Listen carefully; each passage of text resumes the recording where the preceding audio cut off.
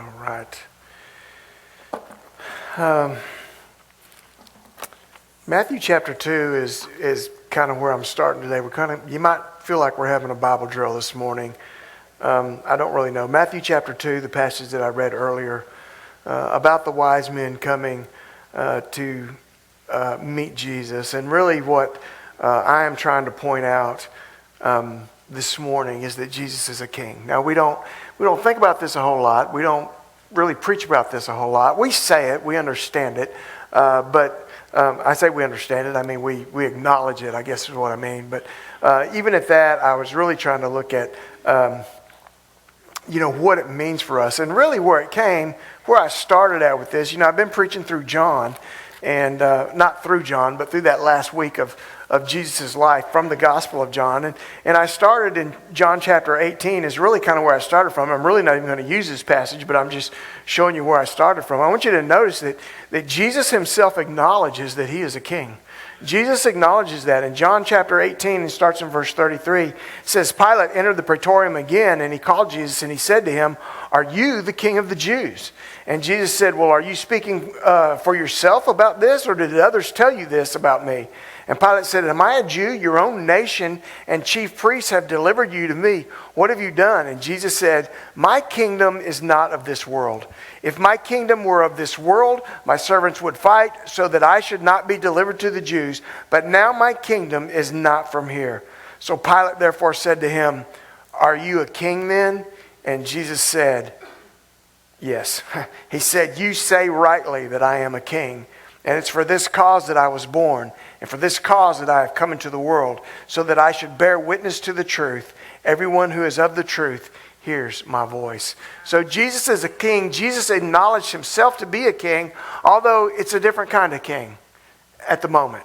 He says, "My kingdom is not of this world." My kingdom isn't a kingdom in the way that you think of a kingdom. And so me being a king isn't a king in the way that you think about being a king. And so I just want to spend a few minutes here laying the foundation, a biblical foundation for the fact that Jesus is a king. So one of my favorite all-time little sermon series that I ever preached, I preached right here.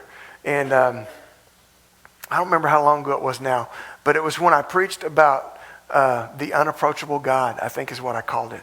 And it flowed out of this passage right here from 1 Timothy chapter 6, verses 15 and 16. It says, "Which he will manifest in his own time, he," and he's talking about Jesus, "who is the blessed and the only potentate." That word means king. Potentate means king. He is the only king, the King of kings and the Lord of lords, who alone has immortality, dwelling in unapproachable light, whom no man has seen or can see, to whom be honor and everlasting power. Amen. Those verses are powerful to me. You got to just read those over and over and over and over and over again. But he acknowledges, in the point that I'm trying to make, he says that Christ is the only potentate. He is the only king. He is the King of kings, and he is the Lord of lords. He is a true king. What does that mean? What does it mean to be a king? We don't have a king, right? In fact, the whole idea of a king is really a little bit foreign to us, although we understand it. But really, for what it means to be a king is a king has, first of all, another word for a king is a sovereign. So one of the things about a king is a king has absolute sovereignty. What does that mean? It means they can do whatever they want to, whenever they want to, however they want to. It means that they are in control of everything. It means that they have authority. They are sovereign, they have absolute sovereignty, and they have absolute authority. When they say go, you go. When they say come, you come. When they say we're going to do this, then we do that. When they say we're going to do this, then we do that. They have absolute authority. They can do anything they want, anytime they want, however they want. They are a true king. This is who our God is. This is who that baby in that manger was. He is our king. When Pilate said, "So you are a king?" He said, "Yeah." Don't get confused by the words. The first thing he said was, "Would somebody else tell you that about me, or did you come up with this on your own?" That's literally what he said. And he said, that's when Pilate said, "Well, am I a Jew? Why are you doing that to me? Are you a king?" "Yes, I am a king. But my kingdom is not of this world." It's different. But in the spiritual realm, Jesus is the king. He has absolute authority. He is absolute sovereign. He is the King of kings and the Lord of lords. I'm going to tell you why that's important here in just a little while. But you notice that when the three wise men came, when the Magi came, they said, "Where is he who is born the King of the Jews?" Now, how they knew that, I don't know. There's a lot of speculation. There's a lot of ideas about how they may have known that. They obviously saw a star. They are not Hebrew people. They are from the East. They are Gentiles. They are obviously intellectual, probably some kind of astrologers or scientists, or maybe a combination of both. They are apparently people of some status themselves with the way they came and with the gifts that they brought. But somehow or another, they understood, whether it was from, they are scientists who studied and had studied ancient manuscripts and knew the prophecy and knew that a star was going to come, or they may have maybe they had a vision and God told them. I don't know. But they saw the star. They knew it was unique. And they knew somehow they knew that it was signaling that a king was born, specifically the King of the Jews. So when they arrive in Jerusalem, they say, "Where is he who was born the King of the Jews?" We are looking for this one who is born the King of the Jews. And I'm going to just kind of throw this in, and I'm going to come back to it in a little while. So Herod, he doesn't know. He doesn't have a clue. And so he calls the chief priests and the scribes, and he says, "Where is the Messiah going to be born?" And they said, "Well, the scripture says in Micah, he's going to be born in Bethlehem." Bethlehem's about 5 miles from Jerusalem. I'm getting real ahead of myself, but that's okay. Bethlehem's about 5 miles. I'm going to back up, and you're not even going to know it. Bethlehem's about 5 miles from Jerusalem. So armed with this information, the kings went out again. They saw the star again. It rested over wherever Christ was, and they went and they bowed down, they worshiped him, and they found him. But listen, Jesus is the one with all authority. Jesus is the one with all sovereignty. Jesus is the King of kings. Now listen, he is. What does that mean? I mean, what does it mean that he's a king and he's a kingdom that's not of this world? What does it mean? What kind of king is Jesus right now and today? What does that mean for us today? Well, let me just say what it means as far as what kind of king he is today. A lot of this is tied into the fact that he is God, that he is supreme God, which we've been talking about for a few weeks. I've talked about a couple of times over the last few weeks now. So I was just trying to come up with some other things. But he is in control of the entire natural world. You understand that? Jesus is in control of the entire natural world. When I say the natural world, I mean nature. I mean the things around us. Jesus is in control of the entire natural world. There are so many things in the scriptures. You know, in John chapter 9, they came upon the man who was born blind. And the disciples said, "Well, who sinned, this man or his parents?" He said it didn't matter who sinned. No, that's not what he said. He said neither of them sinned. In other words, it's nobody's fault. But God is going to work the works that God's going to work in him. It was important, scripturally speaking, that this man was born blind, because Jesus is going to overcome something that's natural, that didn't happen for a reason. He was born that way, and Jesus is going to change it.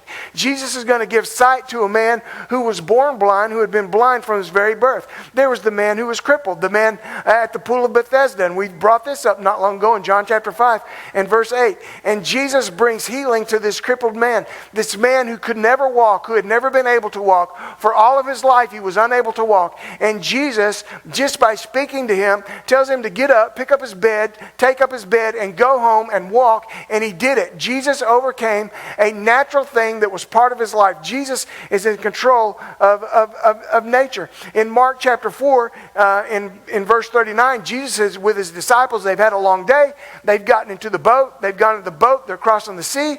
Jesus went to the back, laid down, went to sleep. A great storm came up. The disciples were terrified. Jesus is back there sawing some logs. They go back there and they wake him up. And they say, "Don't you care that we're about to die?" And he looks at them. He wipes his eyes. He says something to them about not having enough faith. He looks out over the ocean. He looks out over the storm. He sees the wind. He sees the waves. And he says, "Peace, be still." And in an instant, everything was as calm as it can be.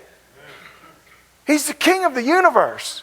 He is the king of all creation. He walked up to the tomb of Lazarus, who had been dead for 4 days, and he said, "Lazarus, come out of there." And Lazarus came out of there. Lazarus got up. He is the king of the entire natural world. He is the king. In Luke chapter 19, verses 37 through 40, and I'm probably going to go ahead and read this. This is what we know, or what we call the triumphal entry. As he came into Jerusalem during that last week, 1937 through 40, as he came into Jerusalem that last week, said as he was drawing near the Mount of Olives, as he was drawing near the descent of the Mount of Olives, the whole multitude of the disciples, they began to rejoice and praise God with a loud voice for all the mighty works they had seen. And this is what they were saying: "Blessed is the King who comes in the name of the Lord. Peace in heaven and glory in the highest." They were acknowledging him as their king. They were acknowledging him as the king who had come.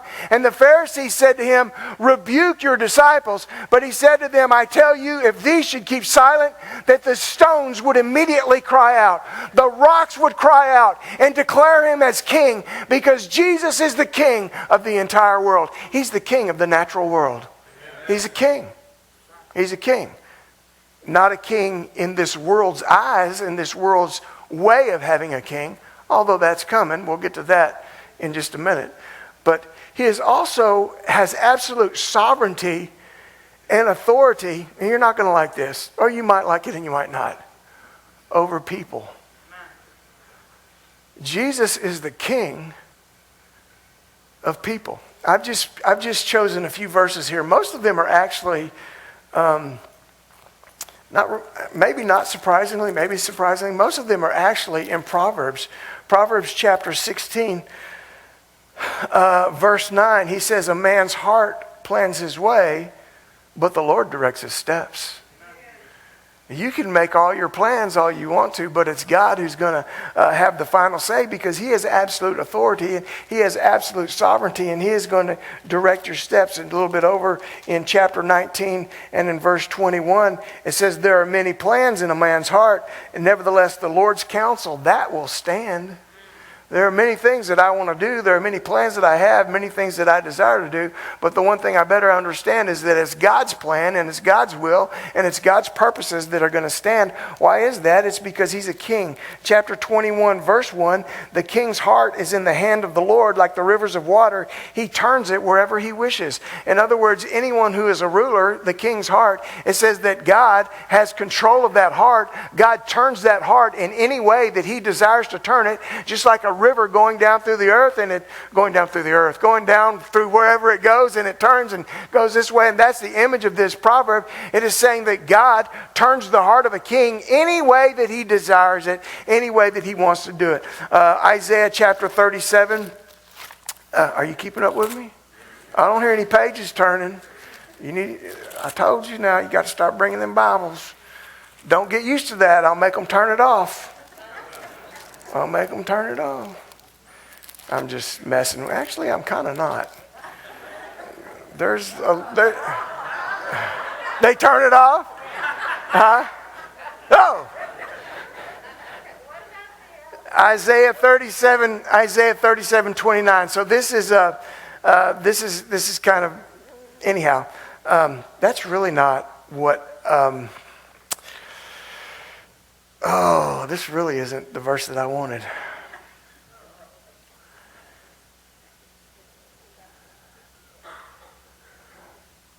Maybe I was looking at the wrong verse. I was supposed to be looking at verse 29. That's what y'all see? Then y'all are seeing the right thing. I was looking at verse, I don't know why I was looking at verse 9. All right, verse 29. So anyhow, the verse itself, I know you want to know the context, but I'm just removing it out of its context. But Hezekiah is praying a prayer to God about this guy named Sennacherib, who's an Assyrian king, who is making war and trying to besiege and causing a little trouble against the Israelites. And so Hezekiah has prayed to God. And in what verse did I say? 29. It says, "Because you rage against me and your tumult have come up to my ears. Therefore," listen to what he says to Sennacherib, "I will put my hook in your nose and my bridle in your lips, and I will turn you back by the way which you came." You know what he tells Sennacherib? You ain't going to do nothing that I don't allow you to do.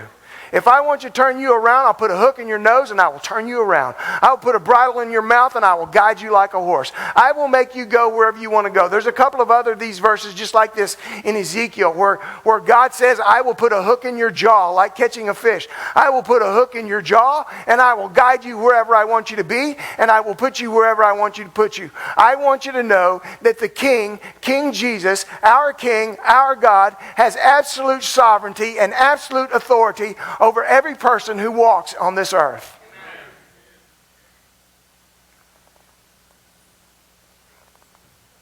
He's also going to be a future king one day. I'm going to come back and tell you why that's important in a minute. I started to do it right then, but I want to look at Daniel. I want to look at Daniel chapter 7. Y'all know I like the book of Daniel chapter 7. I want you to know this too. One day, Jesus is going to be a king exactly the way you think of a king. He's going to be a king on this world, on this earth. I believe he's going to be a king on this earth.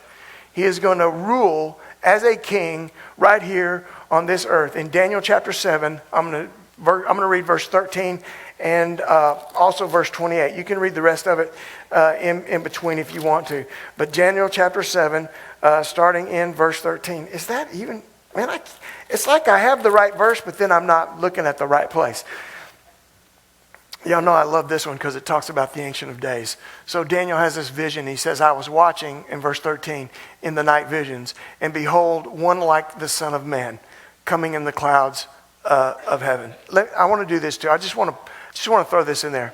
Because Jesus' most popular way to refer to himself was Son of Man, right?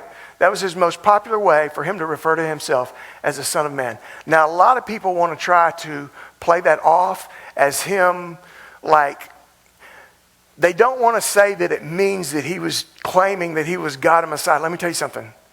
When he told Jewish people in his day that he was the Son of Man, they made a direct correlation to Daniel chapter 7, verse 13. And he was clearly telling them, I am the Messiah. I am the Christ. I was watching in the night visions, and behold, one like the Son of Man, coming with the clouds of heavens. And he came to the Ancient of Days, and they brought him near before him.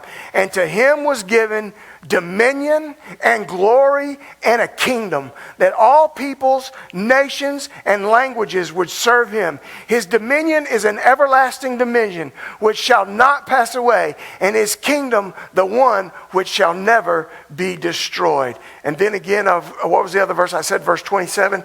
I think I actually said verse 28, but probably it's going to be verse 27. He says, then the kingdom and dominion and the greatness of the kingdoms under the whole heaven shall be given to the people, the saints of the Most High. His kingdom is an everlasting kingdom, and all dominions shall serve and obey him. Listen, he is the king of all of creation. He is the king of nature. He is the king of all people. He has absolute sovereignty and he has absolute authority of everything that exists and everything that ever will exist. And one day he is going to be a king, and he's going to have a kingdom, and it's going to be a king right here on this earth as he reigns and as he rules. So what does it matter? That's really kind of what you need to know, right? I mean, what does it matter if I understand that Jesus is a king, if I know that he is a king? Let me go back to the passage in 1 Timothy chapter 6, verse 15 and 16. He is the only true potentate, the King of kings and the Lord of lords, who alone has immortality. He's dwelling in unapproachable light, whom no man has seen or even can see, to whom be honor and everlasting power. Because he is complete authority, because he is complete sovereign, because he is the king, he is due of honor, and he has everlasting power. I'm going to look at these. I'm going to look at them backwards. I want to do everlasting power first. I did a little video this week that I put on Facebook. If you watch my little daily videos, I think it was this week, and I did it. And my point in that video was that your faith, and I think I said this actually in the sermon in a week or so ago, your faith is only as strong as the object of your faith. So your prayers are only going to be as powerful as the object or as the one that you are praying to. They are only going to be that strong.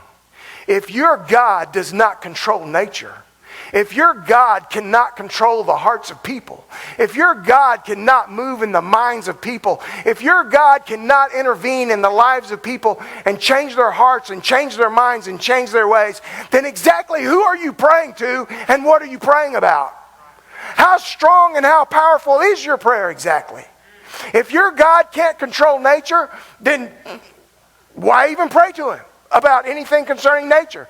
If your God does not have authority and sovereignty over people and over their hearts and over their direction, then why do you even pray to Him about people that you want something done in their life?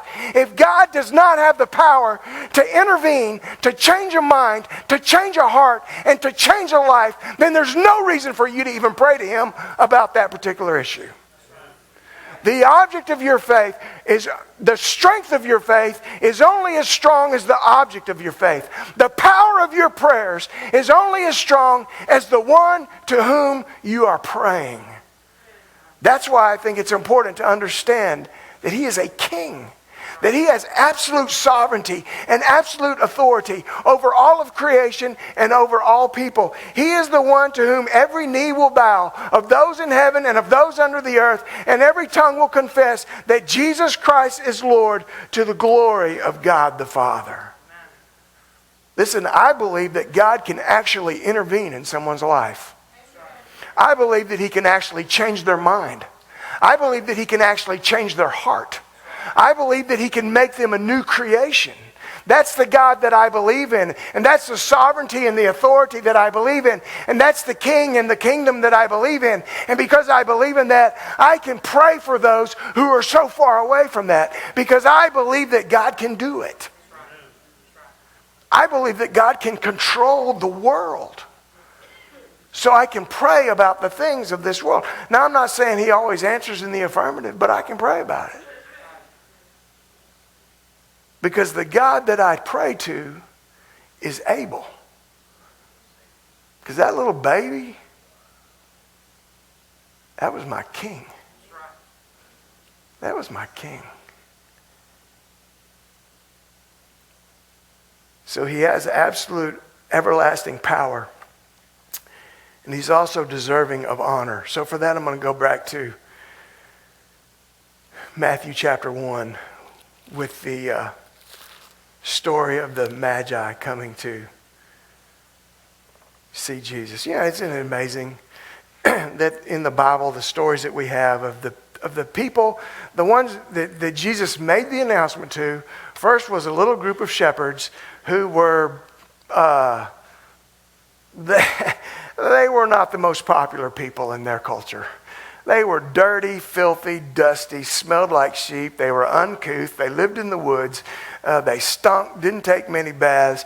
And, you know, they were the cowboy of their day. You know, just get out of this saloon because you stink and you're dusty and you're dragging all that garbage in here. That's the way they were looked at and that's the way they were treated. But the angels came to them and said, you need to get over there and you need to get in that stable and you need to see that little baby. And then the other is Gentiles, people who weren't even Hebrews at all. And God brought them as kings and He brought them and they came to see the King of the Jews. They were seeking God. You know, I think it's real ironic here. Let me do this. Do I have time? Not really, but I'm going to do it anyhow. So you have the Magi who have seen a sign, and somehow they know that it represents the birth of the King of the Jews, and they are looking for Him. So now you have Herod.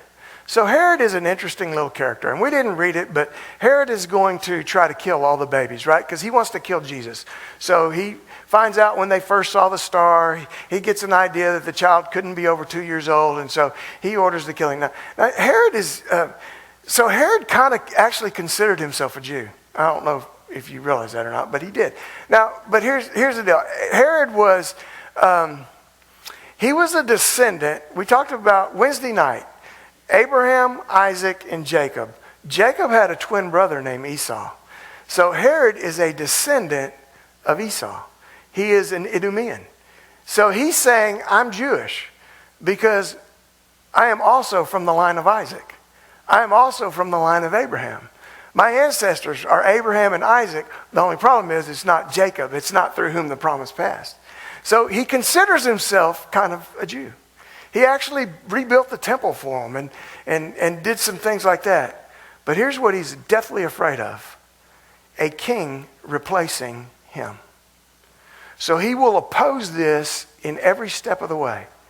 And the biggest way is he is going to try to eradicate him, because he doesn't want any king other than himself. Now think of the chief priests and the scribes in the story that we read. These are the religious leaders of the day. They are the religious Hebrew leaders of the day, right? Herod called them and said, "Where's the Messiah going to be born?" And they said, "Well, the prophet Micah says it's going to be in Bethlehem of Judea." Bethlehem of Judea, listen y'all, 5 miles. 5 miles from Jerusalem. 5 miles from where they were. And these guys show up and they say, "We're looking for this Messiah. And where's he supposed to be born? We've seen his star. He's been born. We're trying to find him. Where's he supposed to be born?" Bethlehem, 5 miles. They were too busy being religious to travel 5 miles to see the Messiah, the Christ, the Son of the living God. Some of us are too busy being religious to even find the Christ Jesus in our lives. Some of us are like Herod. We will oppose it at every step of the way because we don't want another king in our lives other than ourselves. I want to be my king. I want to make my own decisions. I want to go my own way. And I will kill anything that gets in the way of that. We can be like the priests. We can be like Herod. Or we can be like the wise men. And we can look for the Christ child in our lives. I want you to say this is just I don't know that you, don't make too much out of this, but just think about it for a second. So the first thing they did is they saw a sign in the heavens. They saw a star. God gave them a little sign. He did a little something that makes you begin to consider him and makes you begin to want to seek him. And then they had to find out from his word. Where's he born? Well, the word says he's going to be born in Bethlehem. So God does a little something in your life. You begin to respond to him. You understand that you need to seek him and find him out. So you begin to put yourself in a position where you can hear his word, where God's word can speak to your heart. And then finally, they come to him and they find the Christ child. You see, your next step to know God is through the Christ child. It's through Jesus. God has worked in your life. You've been seeking him out in his word. And now your next step is through this baby. As he stood before Pilate 33 years later and said, "It's for this reason that I came into this world. I am supposed to die for the sins of many." And it is that child that you need to surrender to and that you need to give your lives to. They bowed. They worshiped him. They gave to him. They were surrendered. The angel told them not to go back and tell Herod, so they didn't. They obeyed. Where are you today? Jesus says, if you seek, you'll find. Are you seeking the Christ? Or are you opposed to the Christ? Or are you so apathetic that you wouldn't go across the street to see the Christ? Wow. Stand up with me if you would.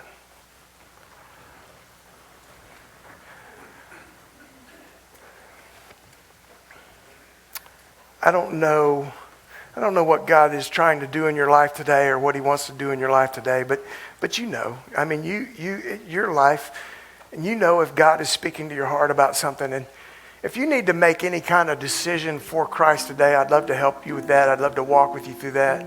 I'd love to pray with you about that. If you want to come and kneel and pray on your own, you can do that. If God's speaking to your heart this morning, you respond to him. Respond to him. We're going to sing together. You pray, you sing, you come, whatever you need to do.